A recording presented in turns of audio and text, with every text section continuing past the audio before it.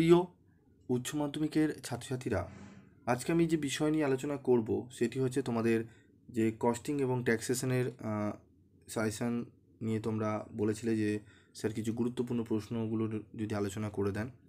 কস্টিংয়ের part থেকে আমি তোমাদের চ্যাপ্টার ওয়াইজ একদম ভিভিআই প্রশ্নগুলো বলে দিয়েছি। তো ট্যাক্সেশনের পার্টটি বাকি ছিল। ট্যাক্সেশনের পার্ট থেকে আমাদের তিনটি চ্যাপ্টার আছে। তিনটি চ্যাপ্টার থেকে কোন কোন প্রশ্নগুলো আমরা গুরুত্ব সহকারে করব সেগুলো নিয়ে আলোচনা করব। তার মধ্যে একটি পেপার কম্পালসারি অঙ্কই থাকে, সেখানে প্রবলেমই থাকে, সেখানে কোনো থিওরি থাকে না। সে কোন কোন প্রবলেমগুলো তোমরা ভালো করে করলে সেই প্রবলেমটিও কমন পাবে সেগুলো আমি বলে দেবো। তো প্রথমেই আমাদের চ্যাপ্টার হচ্ছে ইনকাম ফ্রম হাউস প্রপার্টি। এই ইনকাম ফ্রম হাউস প্রপার্টি থেকে তোমাদের একটি 10 নম্বরের প্রশ্ন আসে। প্রত্যেকে অঙ্ক করবে, কারণ থিওরি এর সাথে যে অরগুলো দেয়, অনেক সময় কিন্তু থিওরি থাকে না, অঙ্কের সাথে অর দেয়, তাই অঙ্ক করার টেন্ডেন্সি নিয়ে তোমরা যাবে। আর যদি থিওরি লেখো তার রেসপেক্টে কিন্তু ভালো করে লিখতে হবে। অনেক সময় নাম্বার কিন্তু ঠিকঠাক পাওয়া যায় না। কিন্তু এখানে একটি হাউস প্রপার্টি থেকে একটি 4 নম্বরের প্রশ্ন কম্পালসারি আসে। সেই 4 নম্বর কমন পেতে কোন কোন প্রশ্নগুলো গুরুত্ব সহকারে দেখব সেটি আমরা দেখে নেব। 3টি প্রশ্ন বলে দেবো, যে 3টি প্রশ্ন পড়লেই তোমরা একটি প্রশ্ন কমন পেয়ে যাবে। কী কী প্রশ্ন দেখে নেব। প্রথমে দেখো, আয়কর আইন 1961 অনুযায়ী কোনো ভাড়া বাড়ির বার্ষিক মূল্য নির্ধারণে অনাদায়ী ভাড়া ছাড়ের ক্ষেত্রে কী কী শর্ত পূরণ করা প্রয়োজন। আমার মতে এই প্রশ্নটি একদম ভিভিআই। এই প্রশ্নটি অনেকেই বলবে যে এই প্রশ্নটি দরকার নেই, আরও দুটি প্রশ্ন যেটি আছে সেটি পড়ে গেলেই কমন পেয়ে যাবে। তবুও বলবো সেভের জন্য এই প্রশ্নটি প্রথমেই পড়বে। এই প্রশ্নটি অঙ্ক যারা ভালো মতো পারে তাদের জন্য এটা কোনো ব্যাপারই নয়, এটা বানিয়ে তোমরা লিখতে পারবে, ঠিক আছে, রুলসগুলো জানা থাকলে। যেটি একদম ভিভিআই প্রশ্ন, যেটি আসার মতো, সেটি হচ্ছে আয়কর আইন 1961 অনুযায়ী গৃহ সম্পত্তির বিবেচিত মালিকের দুটি উদাহরণ দাও। এই বিবেচিত মালিকের দুটি উদাহরণ দাও, এইটি আমাদের পড়তে হবে, খুব ইম্পর্টেন্ট প্রশ্ন। এই দুটি প্রশ্ন অবশ্যই তোমরা পড়বে। আরেকটি প্রশ্ন বলে দেবো, যে প্রশ্নটি আসার সম্ভাবনা 100% রয়েছে, সেরকমই একটি প্রশ্ন রয়েছে, সেই প্রশ্নটি আমি বলছি, একটু ভিডিওটি মনোযোগ সহকারে শুনবে। তো আরেকটি প্রশ্ন রয়েছে, যারা একটু বেশি পড়তে চাইছো তাদের জন্য, ভাড়া দেওয়া এবং বসবাসের জন্য ব্যবহৃত গৃহ সম্পত্তির নিট বার্ষিক মূল্য থেকে যে ছাড়গুলি পাওয়া যায় তা আলোচনা করো। এই প্রশ্নটি পড়বে তোমরা যদি চাও এক্সট্রা হিসাবে পড়তে। আরেকটি প্রশ্ন আছে, গৃহ সম্পত্তি থেকে আয় খাতে ভাড়া দেওয়া বার্ষিক নিট বার্ষিক মূল্য নির্ধারণের সময় পৌরকর ছাড় পাওয়ার শর্তগুলি উল্লেখ করো। এটি পড়তে পারো। যেটি ইম্পর্টেন্ট প্রশ্ন সেটি হচ্ছে 5 নম্বরের প্রশ্নটি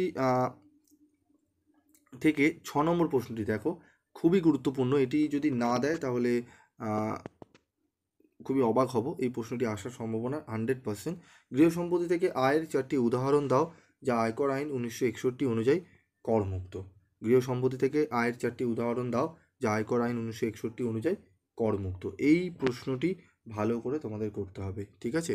এই প্রশ্নটি তোমরা ভালোভাবে করে নেবে, এবং এই প্রশ্নটি যদি না দেয় তাহলে এই প্রশ্নটি অবশ্যই দেবে, এই 1 এবং 2 নম্বর প্রশ্নটি, ঠিক আছে। এই 3টি প্রশ্ন ভালো করে যাও, এবং সেভের জন্য তোমরা 3এরটিও পড়ে যাও, ঠিক আছে। আর যদি তোমাদের রিপিট কোশ্চেন দেয়, যদি রিপিট আসে, রিপিটের জন্য যদি তোমরা বলে থাকো, তাহলে আমার মতে আমি যদি স্টুডেন্ট হতাম, পড়ে যেতাম, তাহলে আমি এই প্রশ্নটা অবশ্যই পড়ে যেতাম।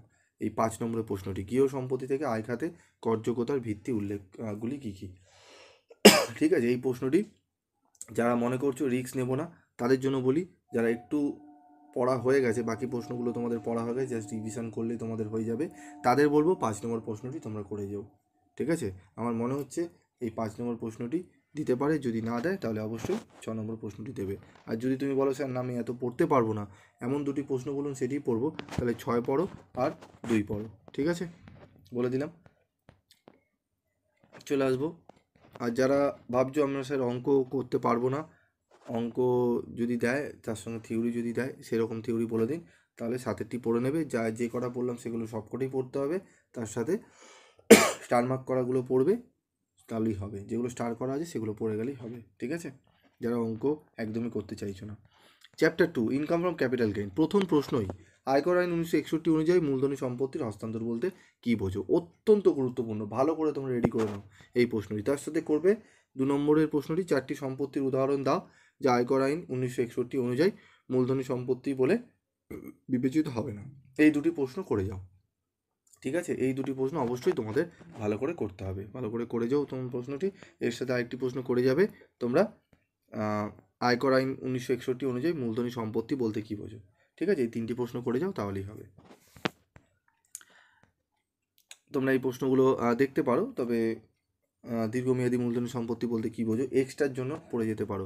আয়কর আইন 1961 অনুযায়ী দীর্ঘমেয়াদী মূলধনী সম্পত্তি বলতে কী বোঝো এই প্রশ্নটি তোমরা দেখে যেতে পারো। ঠিক আছে, যারা মনে করছো না স্যার আরেকটা প্রশ্ন পড়ে যায়, যদি রিস্ক হয়ে যায়, তাহলে সেক্ষেত্রে ওই 3টি পড়বে, তার সাথে এই 7 নম্বর প্রশ্নটি পড়ে নেবে।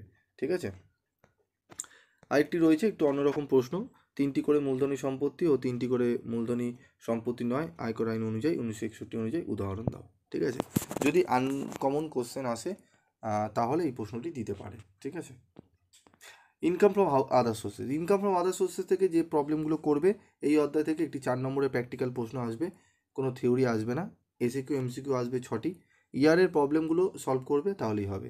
আদার সোর্সেস থেকে ইয়ারের প্রবলেমগুলো তোমরা সলভ করবে তাহলেই হবে। আর যদি চাও যে স্যার আদার সোর্সেস এর একটি অঙ্ক মাধ্যমে বিষয়টি বুঝিয়ে দিন, তাহলে তোমরা কমেন্ট বক্সে লিখে জানিও, আমি চেষ্টা করব তোমাদের সামনে ভিডিও তুলে ধরার। তাহলে ট্যাক্সের পার্ট আমি তোমাদের দিয়ে দিলাম, তোমরা ভালো করে পড়ে নাও। এমসিকিউ আমি তোমাদের বলবো ইয়ারেরগুলো একটু ভালো করে দেখে নিও। ঠিক আছে, কস্টিংয়ের পার্টে ইয়ারেরগুলো দেখে নিলেই হবে। এমসিকিউ যদি তোমাদের খুব প্রয়োজন হয় তাহলে বলো, আমি চেষ্টা করব আজকে রাতে বা কালকে সকালে আমি তোমাদের কিছু এমসিকিউ দিয়ে দেবো ইম্পর্টেন্ট, যেরকম বিজনেস স্টাডিজে অ্যাকাউন্টসে দিয়েছিলাম। বিজনেস স্টাডিজে যেই কটি 3টি চ্যাপ্টার থেকে দিয়েছি, 3টি চ্যাপ্টার থেকে 4টি চ্যাপ্টার থেকে যে এমসিকিউগুলো দিয়েছি সেগুলোই কিন্তু তোমাদের কমন এসছে। তো যদি চাও তাহলে কমেন্ট বক্সে লিখে জানিও। আজকের মতো এটুকুই, দেখা হচ্ছে পরবর্তী ভিডিও ক্লাসে।